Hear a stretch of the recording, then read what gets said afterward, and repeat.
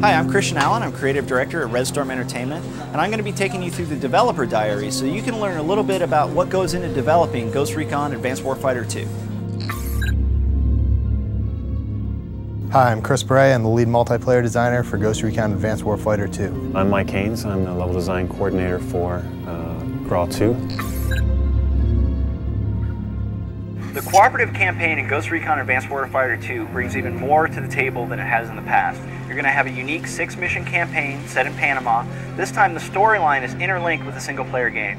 So while Mitchell is taking down insurgents on the border of Mexico, the Ghosts are down in Panama stopping the flow of weapons to those insurgents.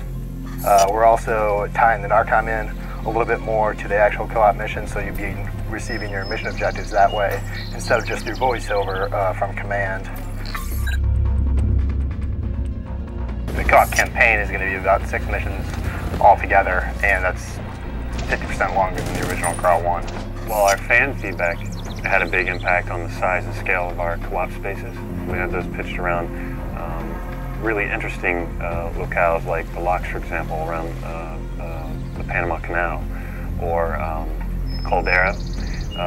It's extremely rich. There's a lot of variety in the space. There's a lot of variety in objectives.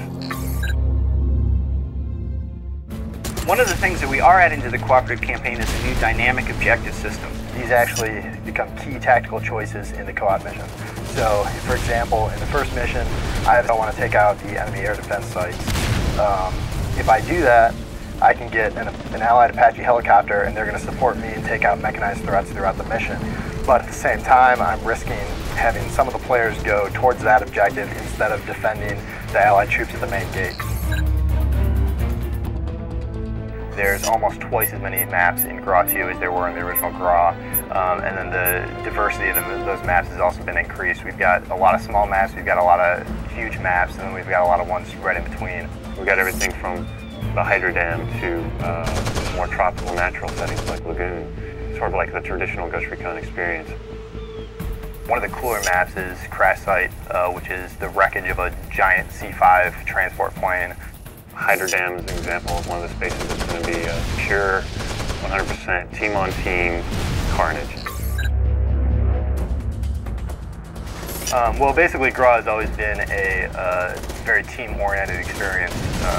So naturally, for online, that translates to clans, and that's something we were able to do with GRAW 2.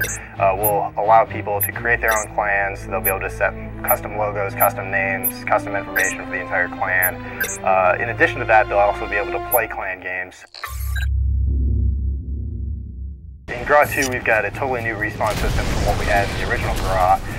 What we're doing is, instead of giving the players just choices between 3 different areas to respawn in, we're taking an entire zone and automatically choosing the best possible place for them to respawn. Ghost Recon Advanced Warfighter 2 is bigger, better, and badder. Basically what we've done is we've taken the graphics, taken those to the next level, added more advanced lighting effects, more advanced special effects. You'll see the heat shimmer off of explosion. So we've really amped it up on the graphics side, which is something people wanted, and then also on the gameplay side. One of the new features in Advanced Warfighter 2 in multiplayer is that sometimes players can take an incapacitating round.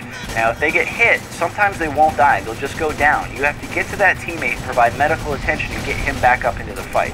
Well, healing works really to make the gameplay even more tactical than it was in GRAW 1. It encourages players to move in small units. If you're working with a group of 2 guys, you get incapacitated, your buddy can move up, take out the threat, and then medic you, and you guys are good to go. Obviously, a big part of Ghost Recon is weapons, and I'm a weapons buff, and I'm loving to see the new weapons that are coming into Advanced Warfighter 2. The signature series in GRAW 2 is going to be the X4 Storm series of weapons. Some of the other cooler weapons we have are the M32 MGL, which is the multiple grenade launcher. This is definitely a personal favorite, and a favorite with a lot of people around the office. We've also got M18 Claymore mines, which are perfect for clearing an entire street. You can set them, go around the back, wait for your enemies to come by. You can use the drone to set up the perfect ambush, and then trigger it and clear an entire street with one blast. Both the customizable game mode system and the character identity system are returning in Ghost Recon Advanced Warfighter 2. Now with the customizable game mode system, you have hundreds and hundreds of different ways that you can play. With the character identity system, you still have the key elements, but now you can choose different things, like you can choose to play as a female, which is one of the big requests from our fans. And you have a lot more different options focused on the Future Force Warrior gear that's showcased in Advanced Warfighter.